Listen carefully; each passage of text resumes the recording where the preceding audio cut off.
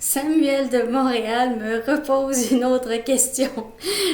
C'est correct, j'aime bien les questions. Ça me fait réfléchir, ça met les choses en perspective. Donc, il me disait, à raison, et il dit, j'ai entendu dans une de tes capsules, Nathalie, que ça t'a pris 6 mois avant d'aller en hypnose de lâcher prise. Donc, comment est-ce que nous, on peut lâcher prise en dedans d'un cours? La réponse, elle est simple, c'est que j'avais pas besoin de l'hypnose. Donc, c'est pour ça que je résistais. Si j'avais eu besoin de l'hypnose, j'aurais tout de suite embarqué dans le... Et une fois que j'ai eu besoin de l'hypnose, je l'ai utilisé tout de suite.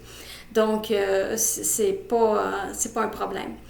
Il me posait aussi la question pour lesquels de tes enfants, parce qu'il sait que j'ai eu 4 enfants, j'ai accouché 4 fois, pour lesquels de tes enfants as-tu utilisé l'hypnose? Et la réponse, elle va vous surprendre, c'est aucun.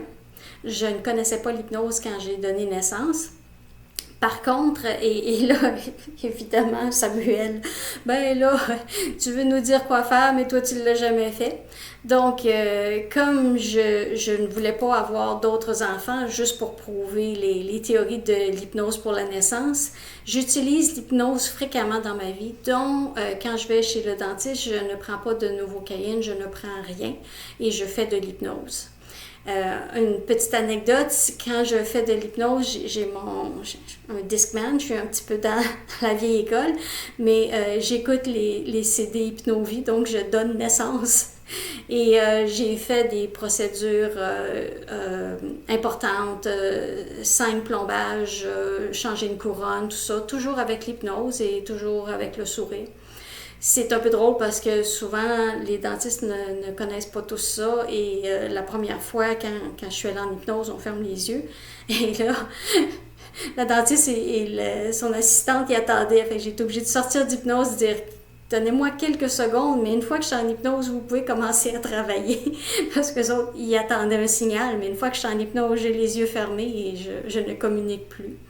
Donc, j'utilise l'hypnose couramment. Ça m'a aidé. Vous allez dire, elle avait donc bien des problèmes. J'avais une phobie de l'avion, ça me rendait malade. Je prenais des gravols et toutes sortes de choses et vraiment c'était l'horreur. Et maintenant, je m'endors avant que l'avion décolle. Je me suis programmée pour ça.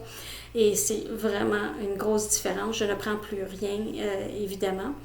Et, comme je disais, pour le dentiste, et je n'aime vraiment pas aller chez le dentiste, mais là, avec l'hypnose, c'est quand même beaucoup plus agréable. On va dire agréable.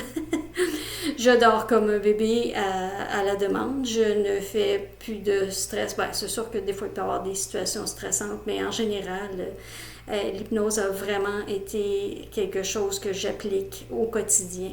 Donc, oui, je l'utilise. Je ne l'ai pas utilisé pour donner naissance. Mais c'est parce que ma famille était terminée.